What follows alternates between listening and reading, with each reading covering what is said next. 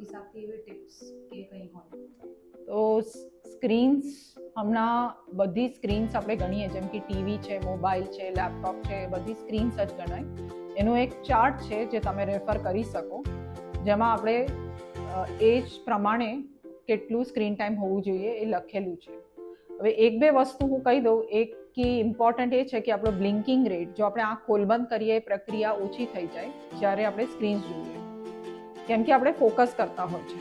તો આપણાને એ વસ્તુ યાદ રાખવાની છે કે આપણાને બ્લિંક કરતું રહેવાનું છે. બીજું કે આપણાને બ્રેક્સ લેવાના છે. કોઈ પણ વસ્તુ આપણાને સતત નથી કરવાની. જેમ કે મોબાઈલ્સ છે, તમે 20 મિનિટ 30 મિનિટ જોયું પછી 1-2 મિનિટનો તમારે બ્રેક લેવાનું જ છે. ત્રીજું કે તમે ડિસ્ટન્સમાં જોઈ શકો, એને અમે 20-20-20 રૂલ કહીએ છીએ.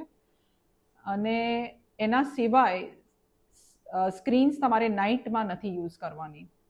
બને તે સુધી આપણે જો સૂર્યની જો સાયકલ છે એ ફોલો કરવાની છે. એ રાતમાં તમારે ઓછું કરવાનું છે અને દિવસમાં તમારે કામ પતાવી દેવાનું છે. સ્ક્રીન્સનો ડિસ્ટન્સ વધારી દેવાનું છે.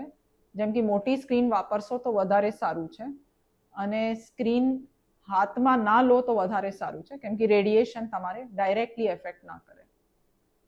તો આ થોડી ઘણી ટિપ્સ આપી.